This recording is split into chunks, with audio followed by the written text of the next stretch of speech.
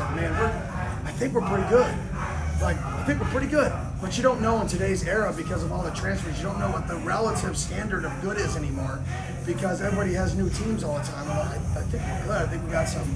And this is a special group. I mean, this is a really special group, and it's kind of crazy when you think about this group, and then you think about, like I said, 35 of the 44 guys have the ability to return, and that's even more special.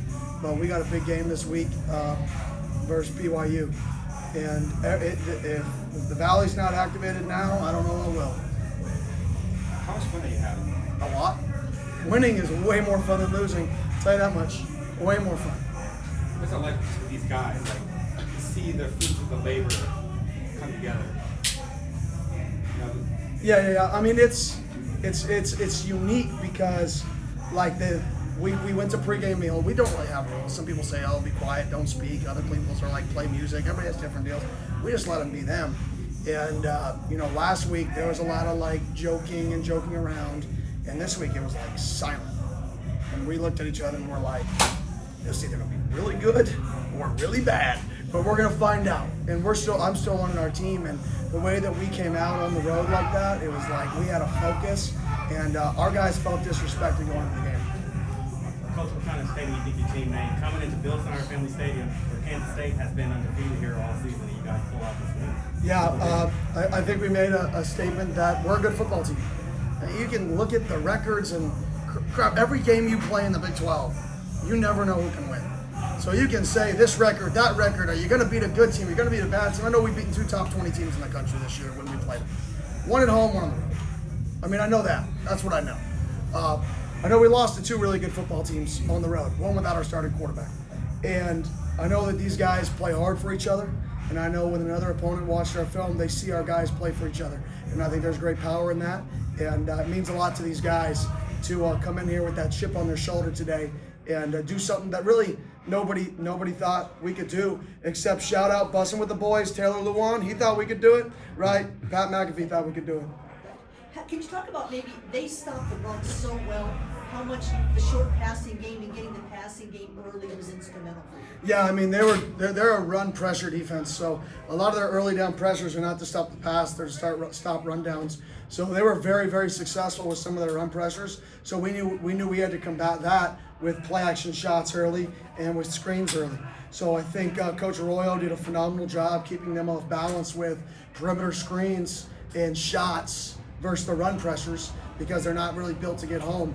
And you saw Sam get loose on some of those scrambles, and then you saw us, complete some of the shots down the field. So I thought Coach Arroyo had a really, really good plan. I did say that you guys were so successful on third downs, and especially when they put forth a pretty good run defense.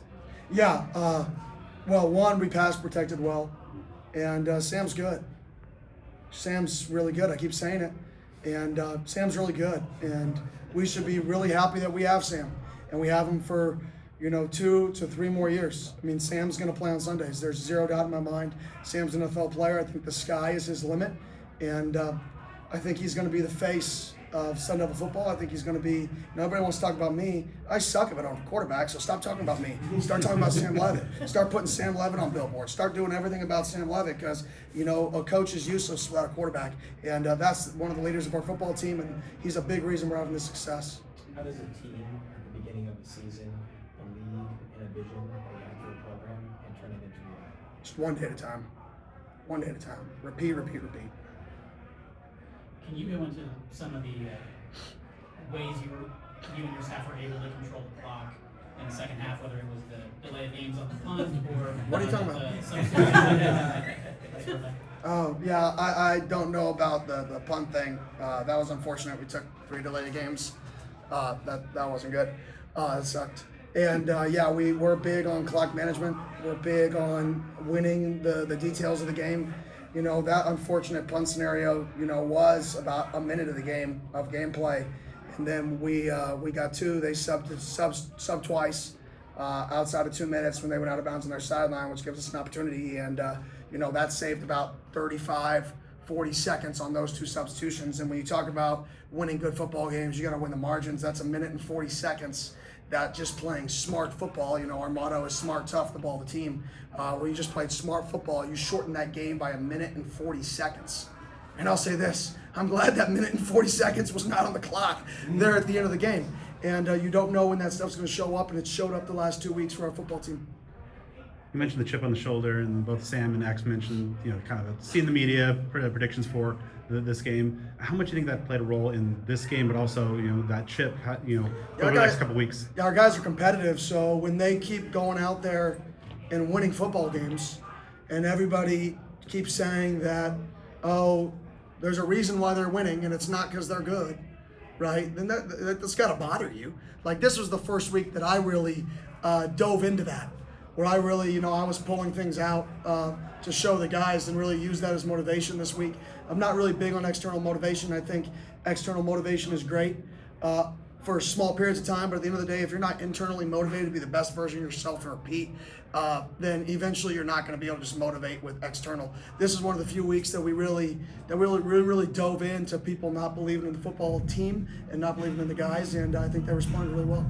Is this program maybe a year ahead of what everybody, I don't know what everybody else maybe thought it would be? Yeah. I would be lying if I said no, right? I mean, we were a 3-win team twice. We were under NCAA sanctions. Most head coaches, to keep on it, be brutally honest, you get fired if you take a job under sanctions. You don't survive. You're hired to be fired. That's the nature of the beast. And right now we're sitting here at 8-2 and couldn't be prouder. Anything else?